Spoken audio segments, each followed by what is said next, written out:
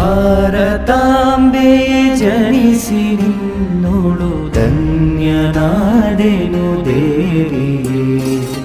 ನಿನ್ನ ಪ್ರೇಮದಿ ಬೆಳೆದು ಜೀವವು ಮಾನ್ಯವಾದುದು ತಾಯಿಯೇ.